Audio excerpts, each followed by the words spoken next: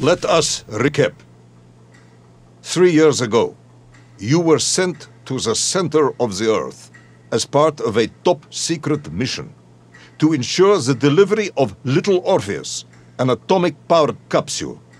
You promptly vanished until you casually wandered up to Molodiyozhnaya station 3 years later, claiming to have saved the world but lost Little Orpheus in the process. Is this correct? Yes, General, it is, but... You are charged with many crimes against the state, including desertion, lying to a superior officer, and sedition. Any one of these charges bears the punishment of execution by firing squad.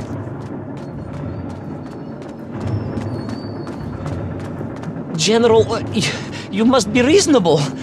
I did my best. It's all true, I swear. I swear upon the lives of my family. Oh, do you? Auntie Marcia and Uncle Vanya, the traveling tinker and the pig dentist, or perhaps Cousin Pavel, the criminal mastermind with the unhealthy taste for eggs.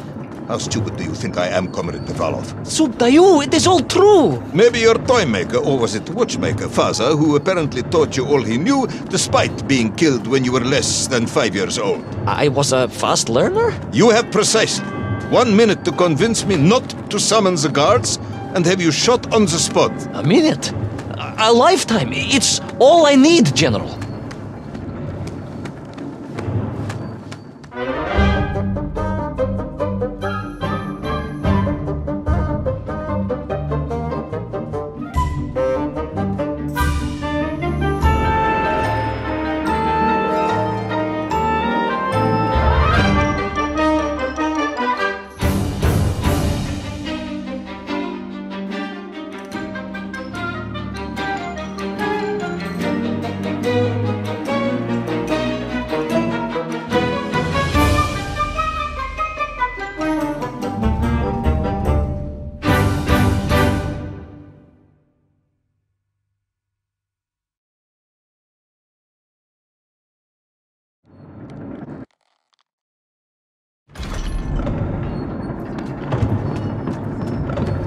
Astounded. My father, I told you, I think I told you, he was a toy maker, and he often played with clockwork parts. Tavarish. But this made all those childhood wonders pale into insignificance. And it was fortunate indeed that my uncle... Vanya, the pig dentist? No, my other uncle, Sasha, had taken me mountaineering in the Urals during my childhood, for it was only by scaling these giant mechanical parts that I would reach Little Orpheus. Yes, I had been thinking that it seems awfully convenient that you were such an accomplished climber. I don't, however, recall any mention of this Uncle Sasha in your file. He was a very private man. A very unlikely man. That was Uncle Sasha's blessing and his curse.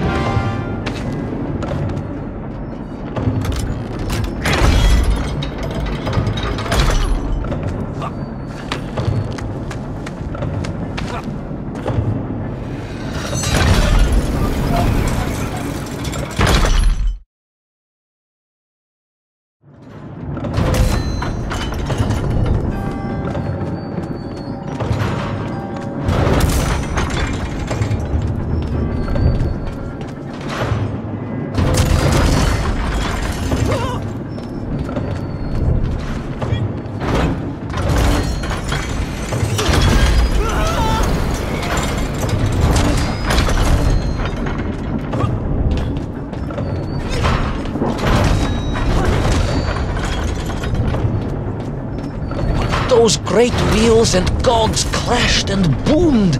The vast hands of all time, crunching forever and ever around. Ivan Ivanovich. Pendulums and springs and great big wheels and tiny little wheels. Tavarish Privalov, stop! Though at least the Mengf were not here, especially as they seemed to infest the world below the surface. Mengf everywhere. Mengf. Many Mengf. Mengf aplenty. Mengf. You are babbling. Comrade, enough.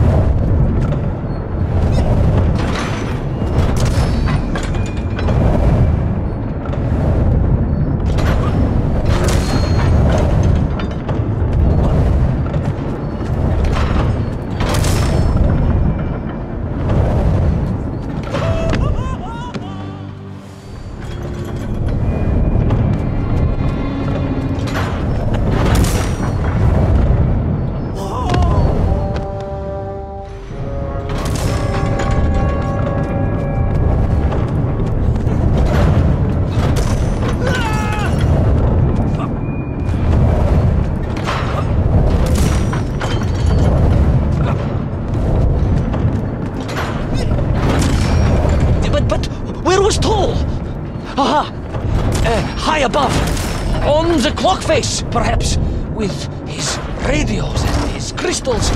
Oh, if I could just reach him, I could use the bomb. There is no bomb. You have no idea how to make a bomb. You have no idea about how to do anything one might actually expect of a cosmonaut. The bomb? Ivan Ivanovich! Time is up.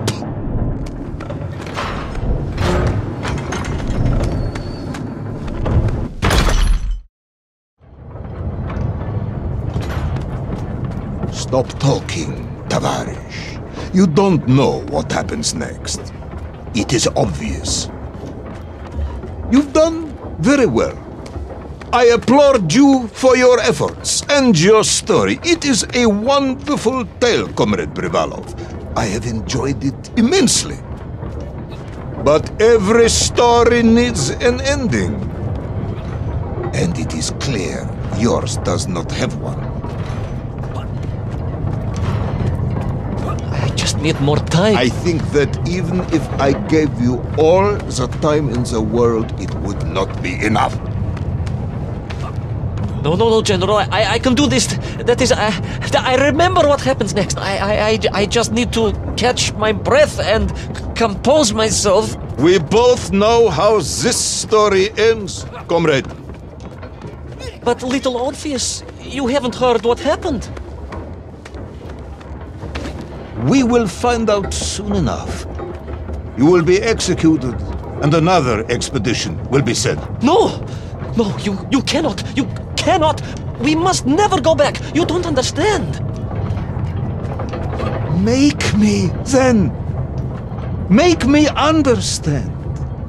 I am a kind man, although you may not believe this. I do not want to have you shot.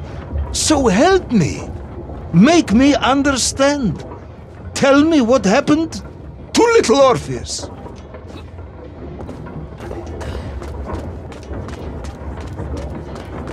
It was... Ivan Ivanovich? It was...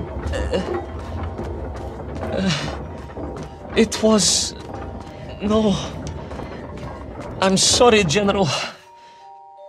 I'm sorry, I have no idea. You are right.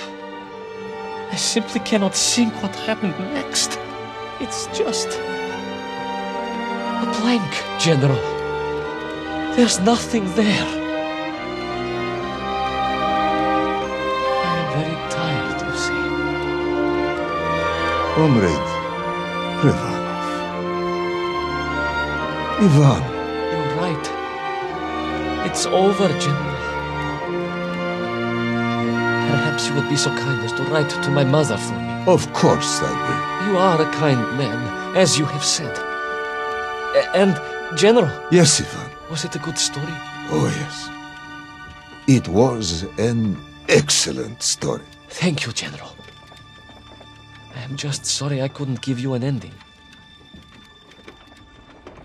Unless... General? Quiet, Tovarish, I am thinking.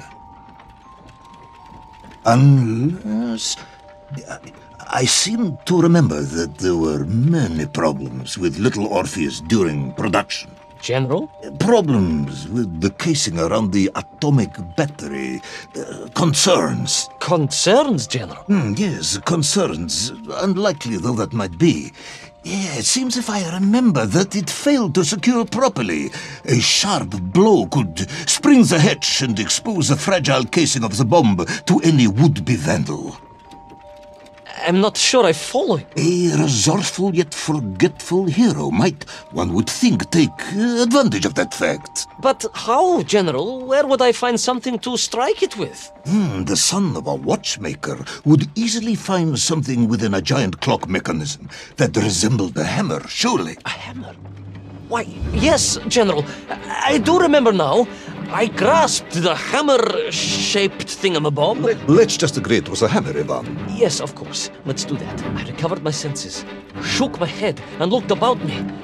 In my distracted stupor, I had climbed further up the tower than I ever thought possible. In front of me was the clock face, and I gazed out through it at the sheer expanse of history. And I knew whatever happened next...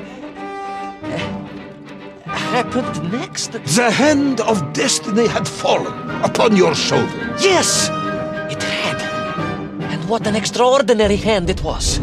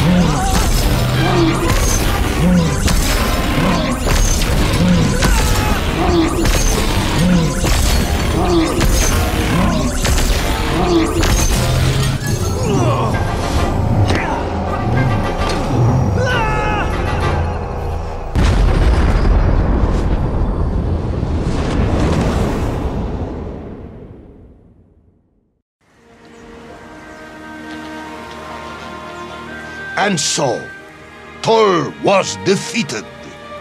Little Orpheus destroyed, the bomb lost forever. Not just that, General. In that moment, time sprang back to its proper shape, and I found myself once more in Plutonia, the start of my journey. But the wound in the interior sky was gone. The drill was gone. It was as if I had never been here. And they were nymph, free and happy, without the tyranny of toll, free to pursue their simple lives. But we can never go back? Never, General. One drill, one metal sphere, one lone cosmonaut was nearly enough to destroy time and unleash the tyrant toll upon our world. Who would think an innocuous beeping radio housed in a ball of metal could change the world so dramatically? Who indeed? But tell me, what of you? And what of your return to the surface? I stayed amongst the Myenk for as long as I could. But I came to realize they had begun to worship me as a king. No, General. I am a good socialist and could not allow this workers' paradise to become corrupted. And so I left that wonderful land for the last time. And then? And then I walked. For 2 years I wandered, always looking for a way home, through lands and worlds almost beyond imagination. Until one day I emerged, blinking into sunlight, and realized I was home. Until one day I emerged, just like that? You just found your way back to the surface? Well, General, it was a little more complicated than that. There were great obstacles to overcome, and terrible challenges to face, and incredible lands to explore. Enough, Ivan. Little Orpheus is lost forever. The interior is sealed. You have returned with a story of socialism, triumphing over incredible odds. It is, as I said, enough for one night. Enough for my report, at least. General, if I may... Comrade Ivan Ivanovich Privalov, you are found guilty of all charges brought against you and sentenced to execution by firing squad. However, having listened to your story, I believe you are quite mad. In other words, I find your madness guilty, not you. And we cannot execute madness. And indeed, there are lessons to be learned, even in the depths of this madness. Perhaps the Americans were right to send a chimp after all. So, General? Get out of my sight, Ivan. Go home. Enjoy a state pension as a madman. Just make sure I never see you again. Yes, General. Of course, General. Anything you say. I shall be small and quiet and live a life without excitement and... Out! Until one day I just emerged. Oh, very good, Tavarish. Very good indeed.